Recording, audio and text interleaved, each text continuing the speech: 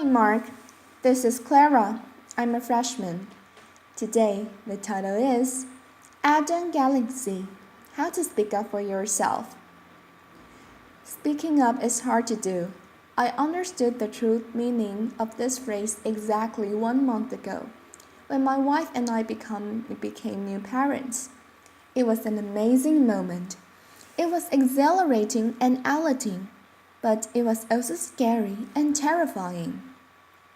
And it got particularly terrifying when we got home from the hospital, and we were unsure whether our little baby boy was getting enough nutrients from breastfeeding.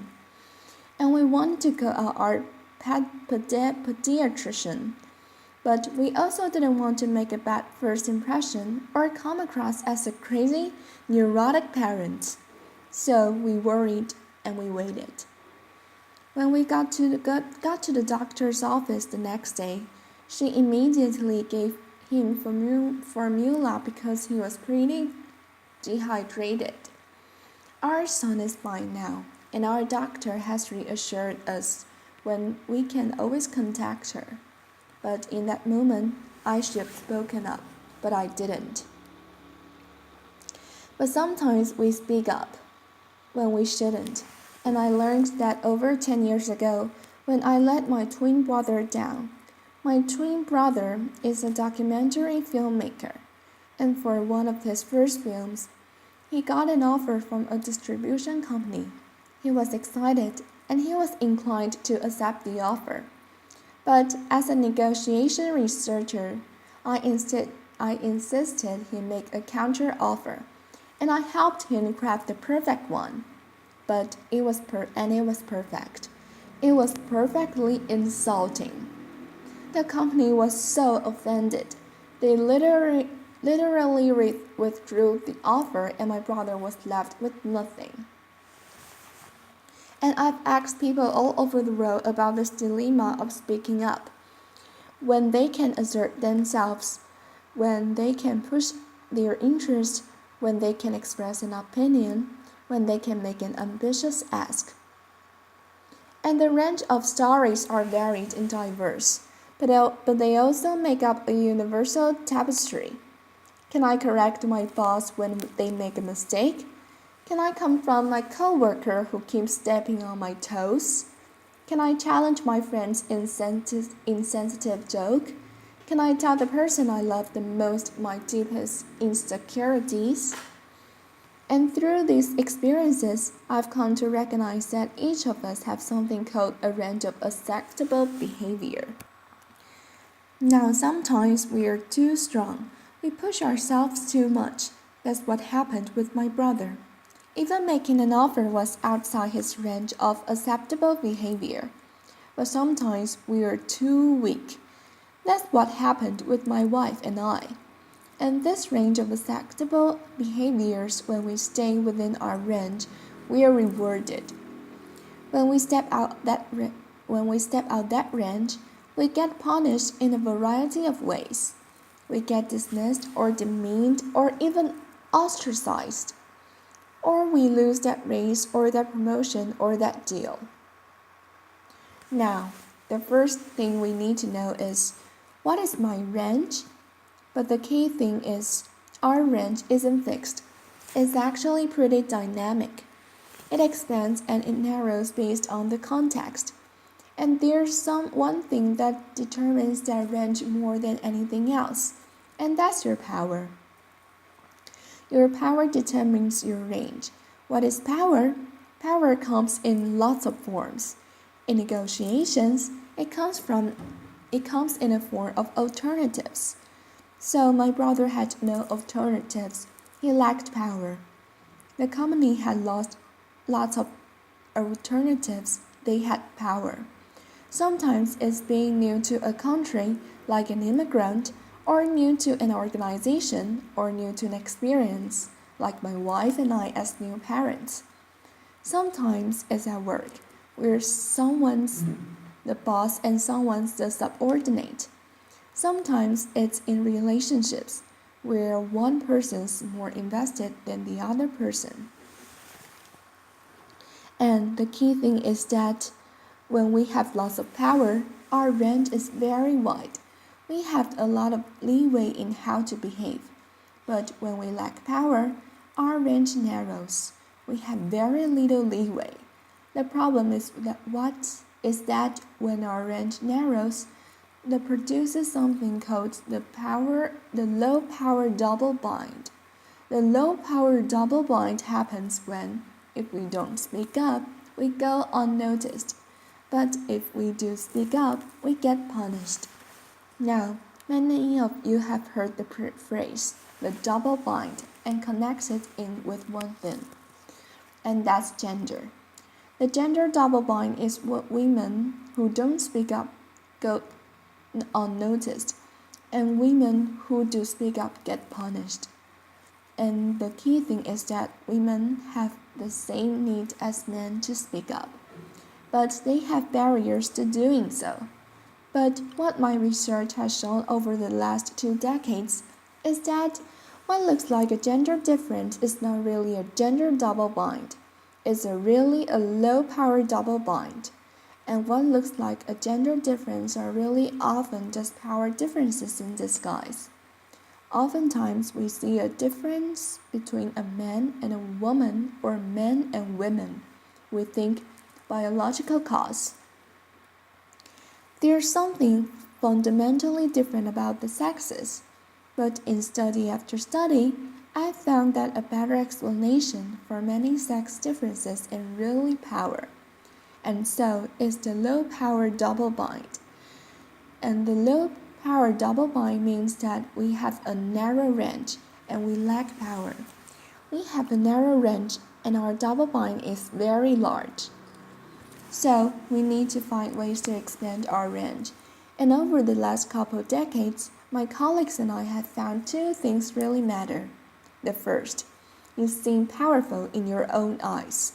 The second, you seem powerful in the eyes of others. When I feel powerful, I feel confident, not fearful.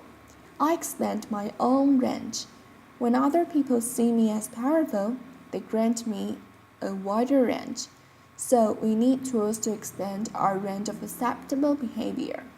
And I'm going to give you a set of tools today. Speaking up is risky, but these tools will lower your risk of speaking up.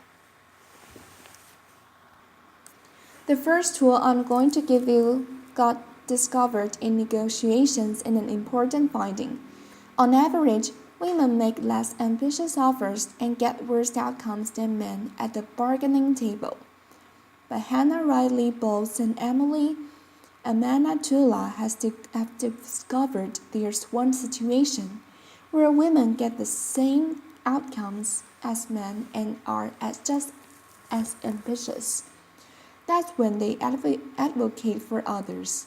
When they advocate for others, they called the mama bear effect, like a mama bear defending her cubs. When we advocate for others, we can discover our own voice. But sometimes we have to advocate for ourselves. How do we do that? One of the most important tools we have to advocate for ourselves is something called perspective taking. And perspective taking is really simple. It's simply looking at the world through the eyes of other person. It's one of the most important tools we have to expand our range. When I take your perspective and I think about what you really want, you're more likely to give me what I really want. But here's the problem. Perspective taking is hard to do. So let's do a little experiment.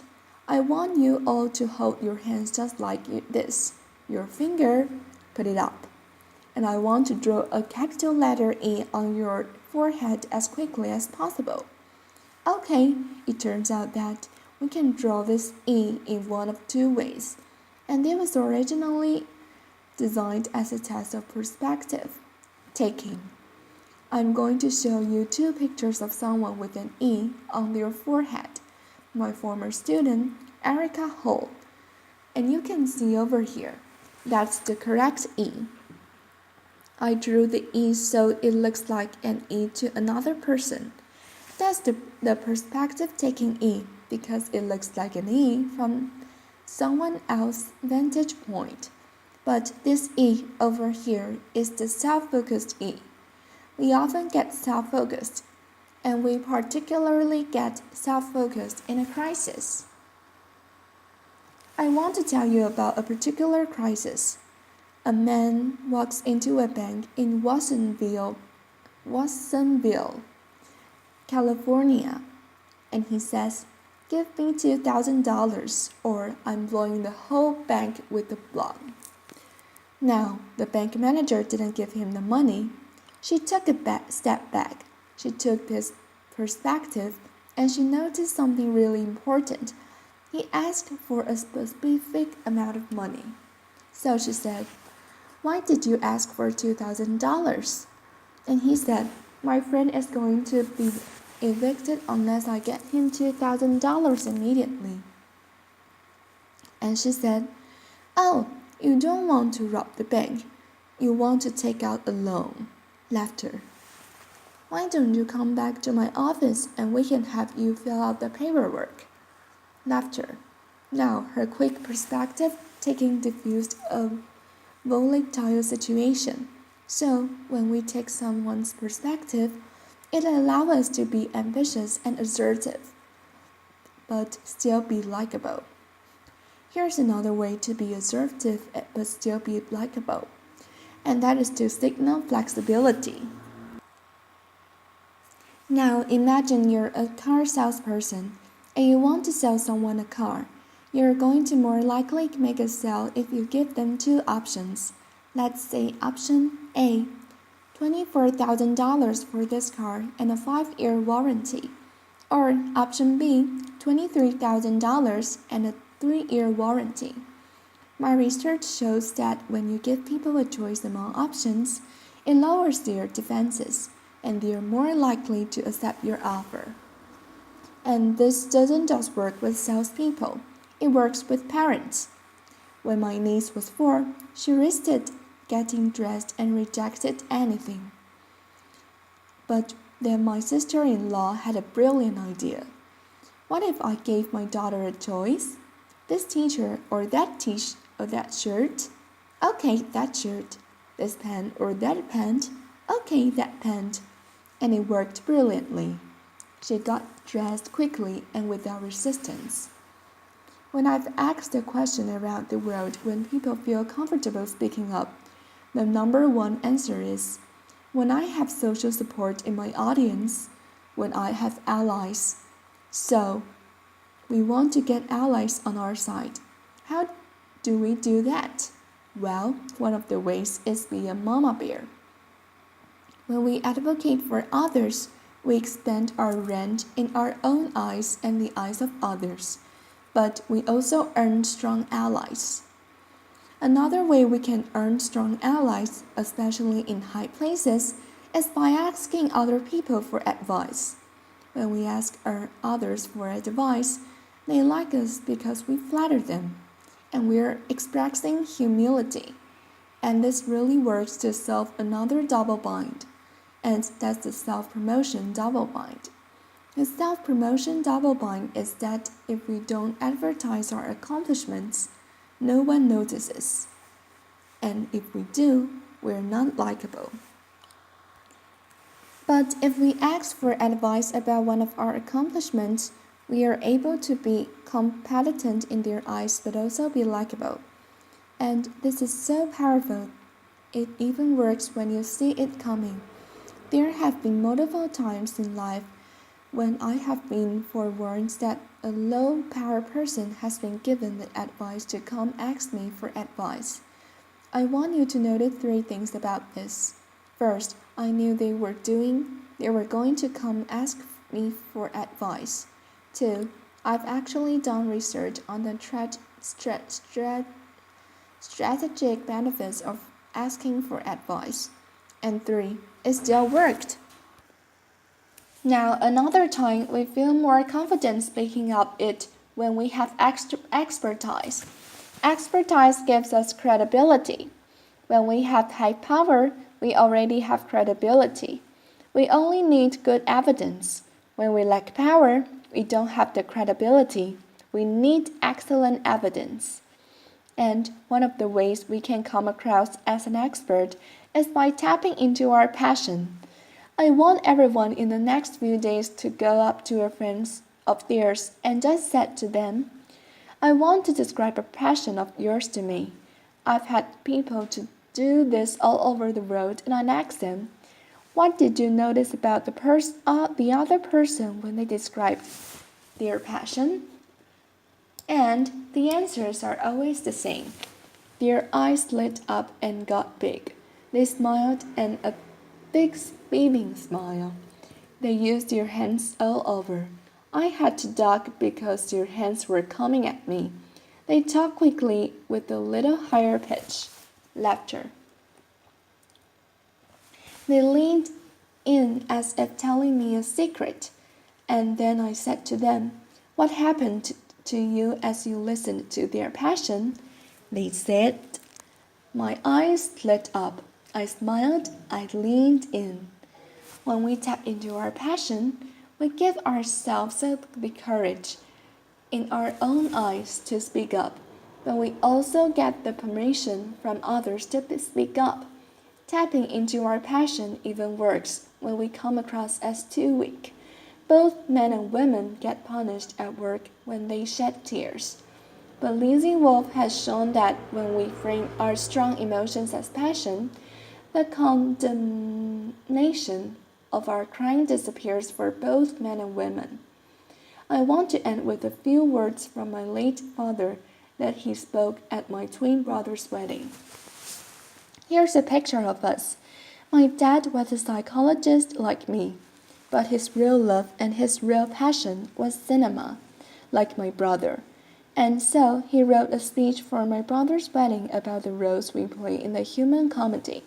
And he said, the lighter your touch, the better you become at improving and enriching your performance. Those who embrace their roles and work to improve their performance grow, change, and expand yourself. Play it well, and your days will be mostly joyful.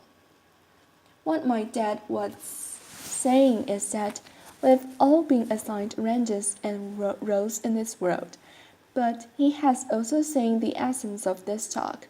Those roles and ranges are constantly expanding and evolving.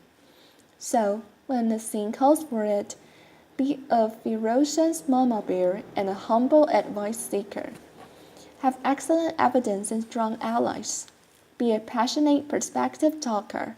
And if you use those tools, and each and every one of you can use these tools, you will expand your range of acceptable behavior, and your days will be mostly joyful.